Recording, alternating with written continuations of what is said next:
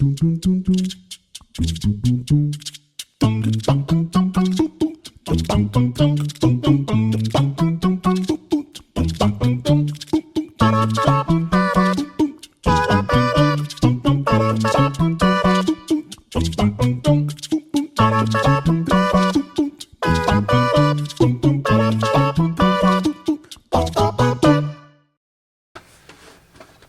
so we left Denmark and sailed during the evening and during the night towards Kiel and the Kiel Canal.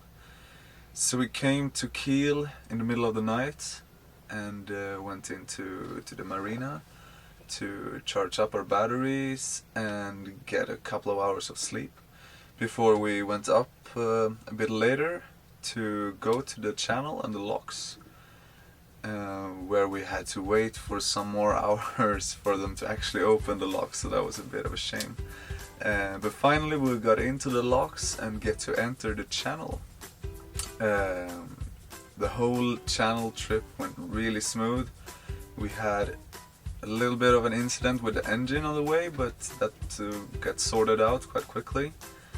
And finally, after 12 hours in the channel, we came to the last locks to get out to the Elbe River, where we had to wait for the tide to turn before we could go to Cuxhaven, full speed to Cuxhaven.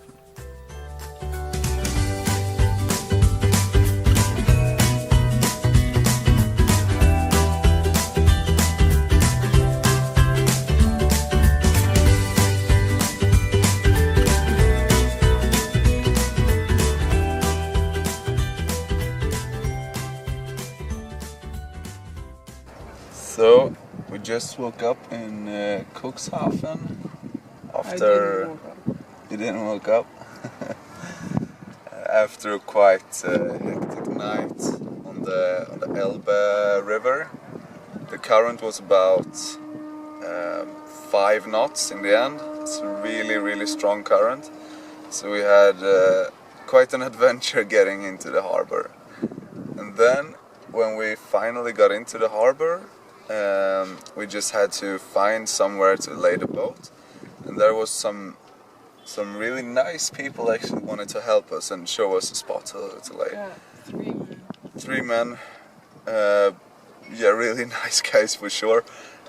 So we came in with the boat. It was pitch dark, and when we turned into the dock, to the jetty, and came closer, one of the guys grabbed the railing of the boat, and when the wind started pulling the boat, he just held on to the railing, and yeah, he didn't let go, so he fell into the water.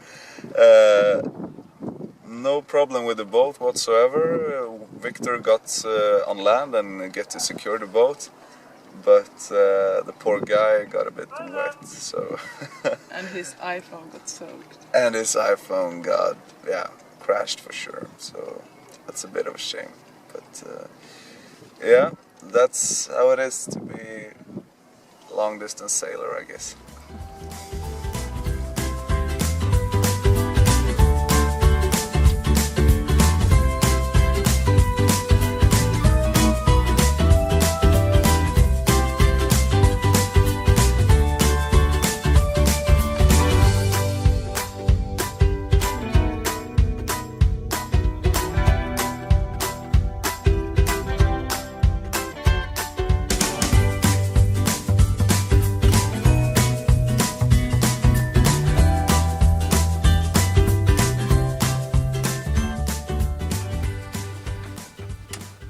The day after, soon after we woke up, we heard some screaming from the pontoons, and there was my dad and a friend coming visiting us.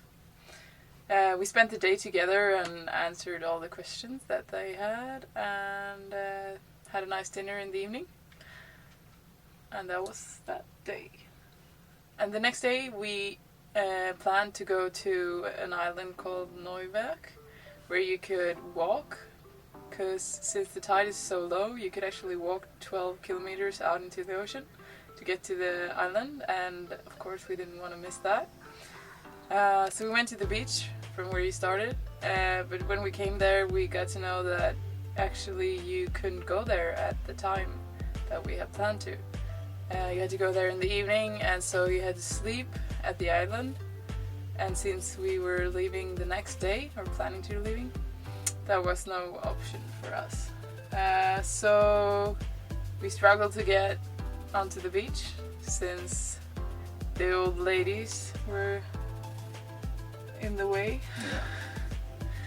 You had to have a special entrance thing to go in there. But we managed to get in, and we played some beach tennis instead.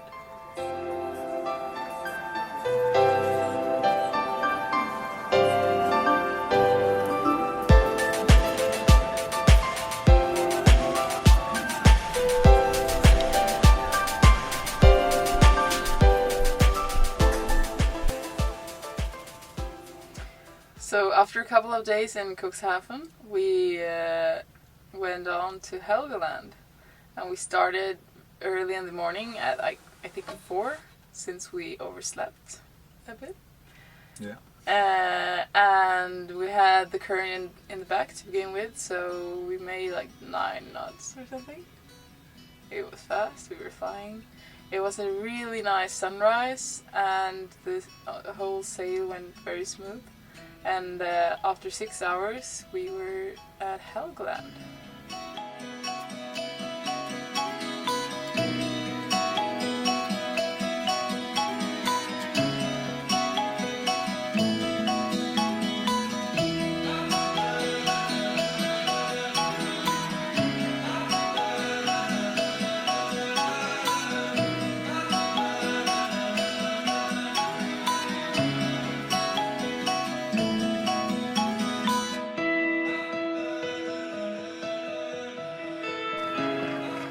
Look at those sheep, Linn.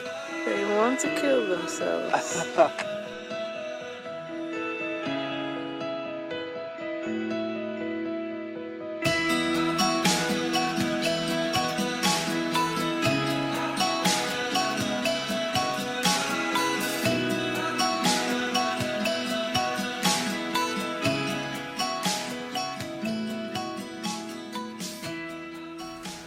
So we spent the next couple of days in on these beautiful islands called Helgoland, just outside of Germany in the North Sea. And yeah, these islands were really special for sure. They had these red cliffs all over the side of the big island, where there were like birds everywhere and sheeps, and really cool for sure. Later on we went over to the smaller island as well, called Linn, and that's more of a sandy lower island with just sandy beaches all over it, and a lot of seals, and just really beautiful as well for sure. So we spent an afternoon and the evening there before when we went back to the bigger island.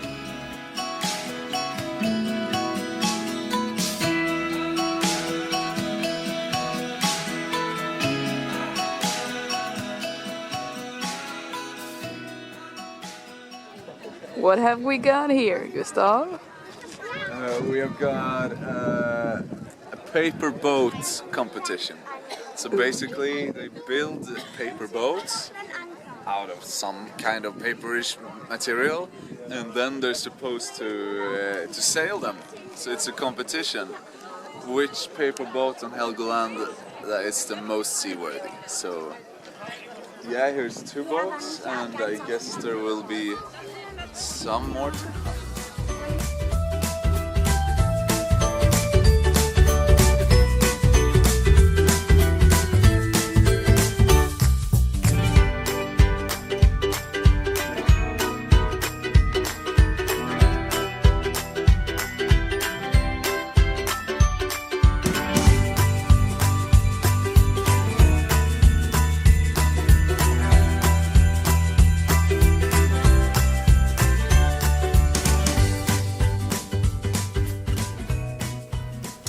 So after like 5 days at Helgoland, we went up early. We made that kind of a habit. and pointed our boat towards Holland, towards the North Sea and everything that comes with that. But I guess you see more of that in the next episode.